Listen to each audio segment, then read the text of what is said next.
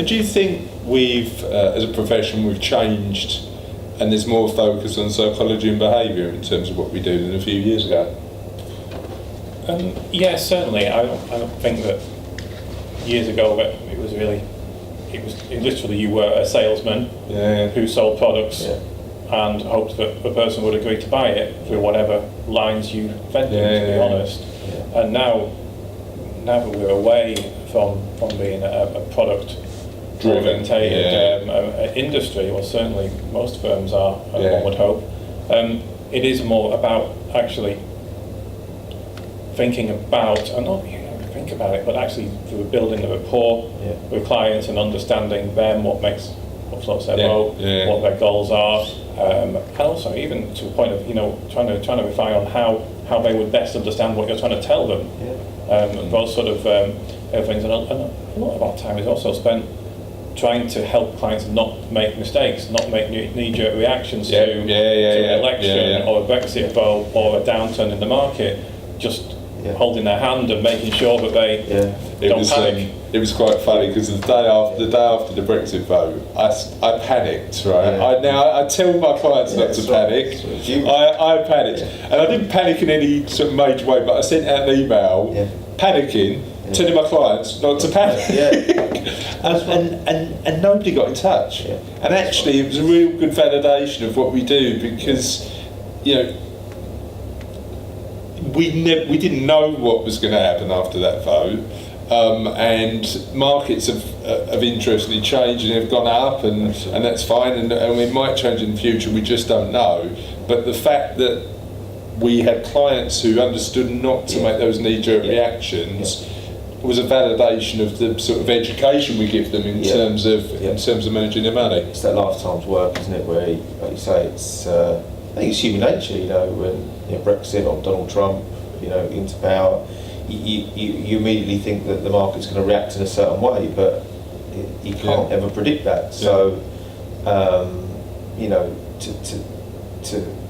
to assist our clients to not panic and to look at the long-term goal is the key. There'll always be short-term blips, but it's actually having confidence in the overall goal and us stress testing that before it happens. So you're confident that the client's going to have the best chance or the best opportunity to succeed. That's absolutely. We don't think that we're that amazing and clever and some sort of genius, but thinks we can outguess the markets and make something happen that goes against what's happening to everybody else.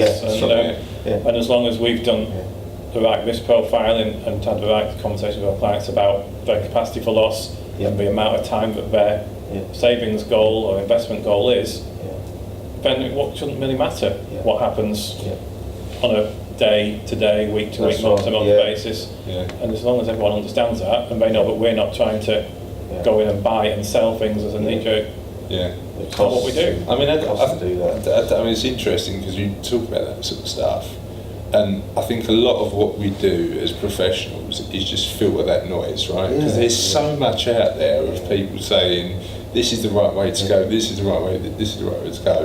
And I think we can just have a laser focus and say, let's have a look at the evidence, right? Let's have a look at the facts, and let's understand what academically truly works. And that means ignoring a lot of the noise out there and just focusing on what delivers. There's a statement. I'm going to try and get this statement. You're going to do Mark Twain again? I'm going to try and get the statement right. There's more.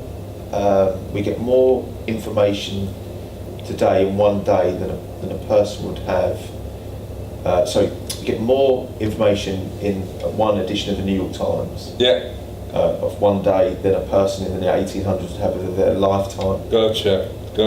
And you multiply that by 365 days a year. Plus one paper, and then you've got the web, and you've got all this information. Bombarded. If you went from an art industry point of view, if you put on Bloomberg or whatever, if you sat there for half an hour just looking at all the different ticker tapes and things flashing up, will scare you to death. It absolutely does scare you to death. But I think the way that we approach that, focusing on instead of focusing on the noise, focusing on what somebody's actually looking to achieve, and then working backwards, and then saying, well, that point, that's the important thing. Not all this noise. The important thing is what you want with your life, and building something designed to achieve those goals.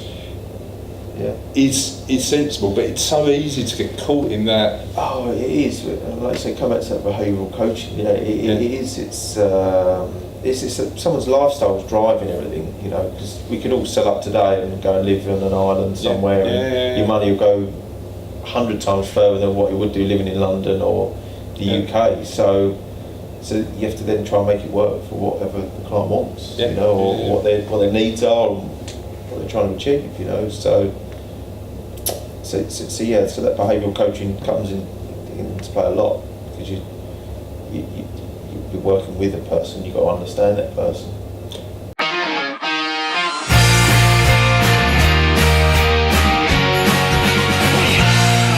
Hi, thanks for watching that Cervello Money Talks video. For more videos, click here, and to subscribe to our channel, click there.